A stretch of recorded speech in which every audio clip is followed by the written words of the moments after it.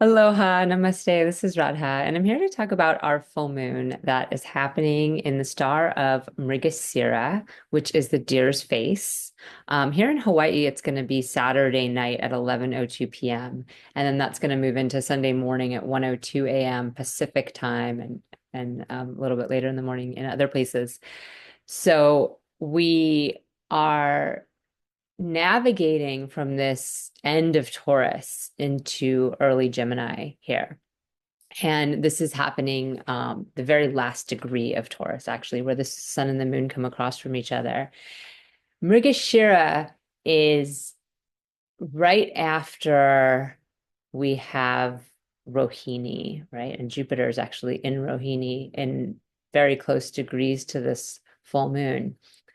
And we can see that there's this quality of seeking and searching in Mrigashira, where Rohini is trying to find something. She's running away from from what she was born and moving towards um, what is outside of her known realm, what's outside of what she knows. And so she turns herself into a deer's head, or into a deer, and goes seeking.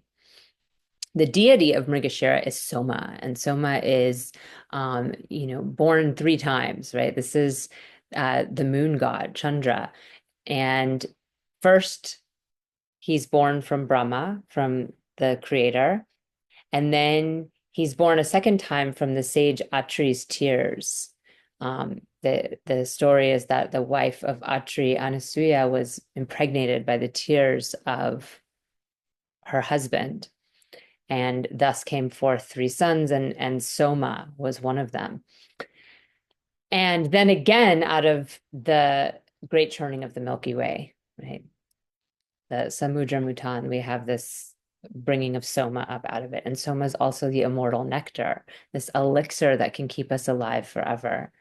There's a quality of wetness, of wateriness to this deity and to this elixir, and therefore to Mrigashira.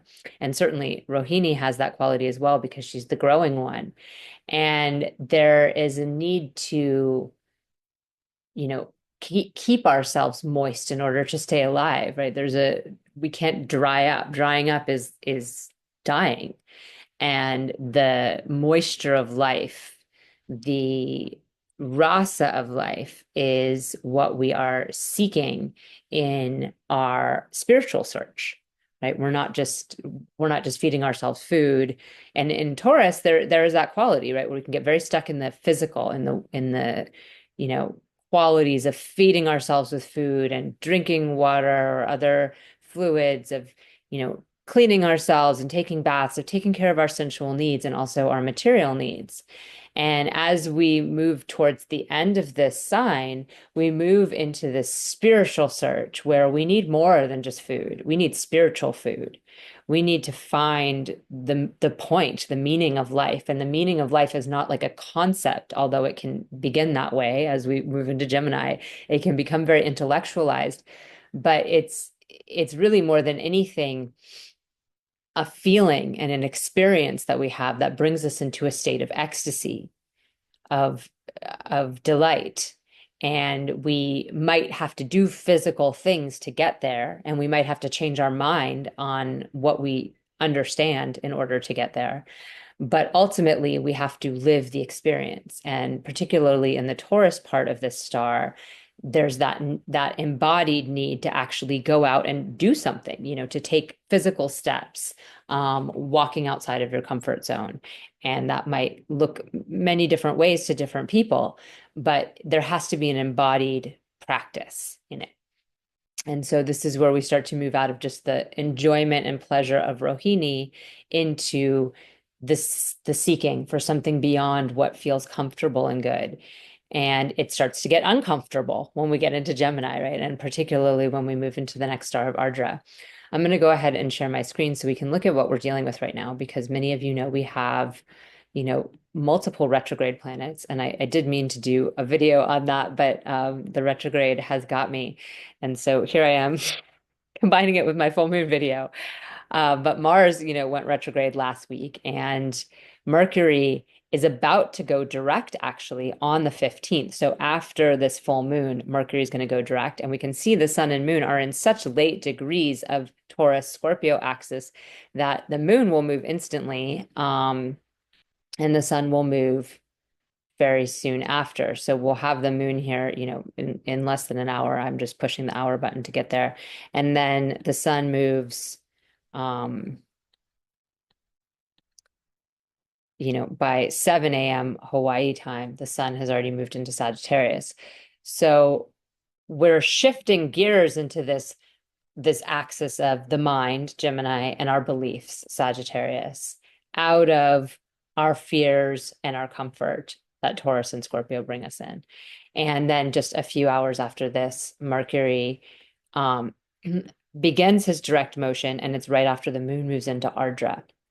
So if you are one of the members of my Patreon group, either the free or the paid members get these weekly forecasts I do. I spoke about this happening where it's like the moon jumps into Ardra, which is the wet one. This is the force of the storm, Rudra's star, right as Mercury begins the direct motion. So that backlog of emails or computer glitches or words you haven't said might come like a deluge out in the storm of Ardra, as the ruler of Gemini is Mercury, and we have this direct motion just as it moves into Ardra. It's like whoosh, okay, everything's coming out, and at the same time the sun is moving into Mula, where we're really uprooting our beliefs.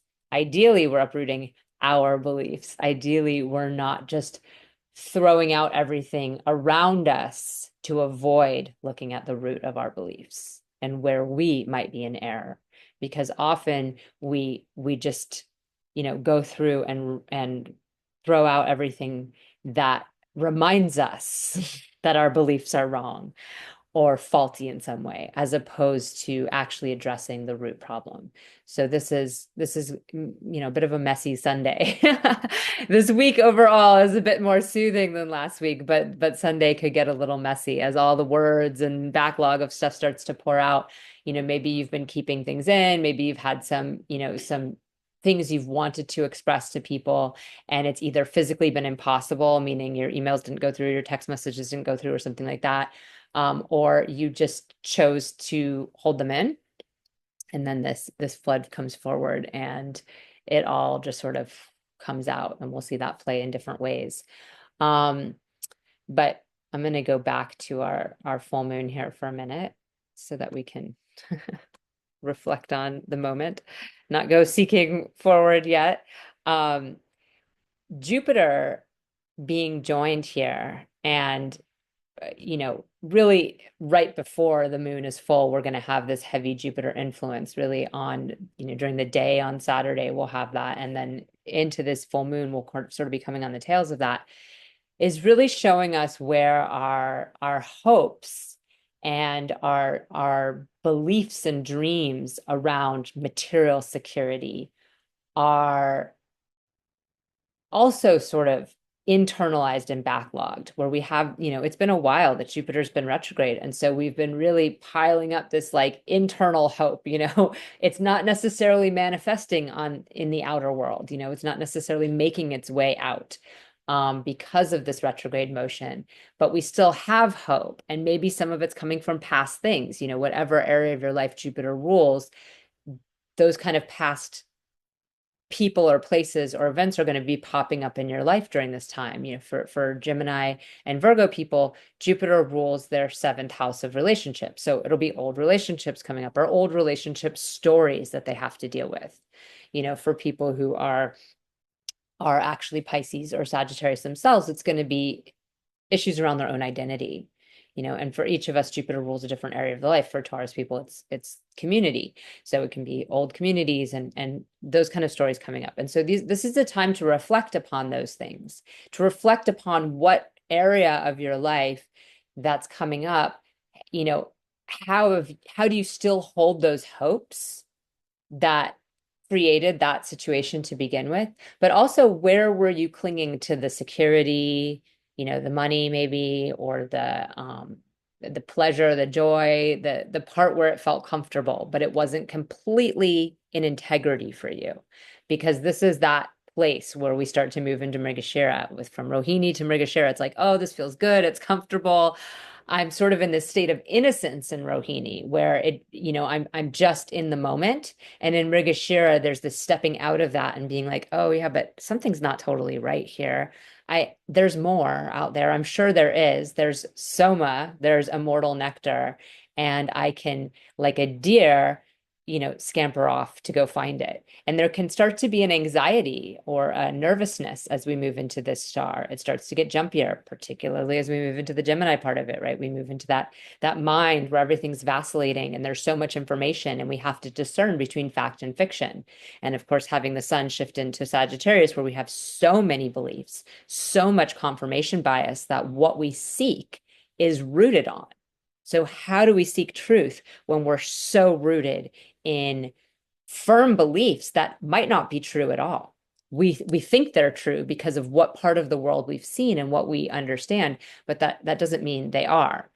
And because these planets, Mercury and the Sun, have been in Mars's sign, and Mars also retrograde and debilitated, has been causing us to feel a lot of the pain, the resentments, the old hurt.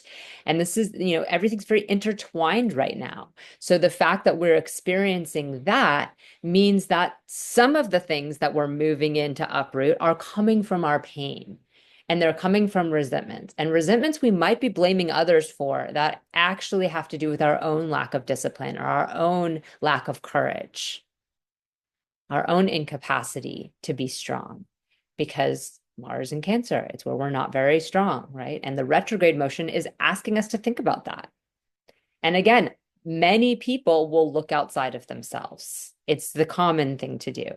If you're truly on the path and you're truly seeking Soma, you're going to have to look at yourself, because the outside world is never going to accommodate you, right? Even your closest relationships will only accommodate you to a point.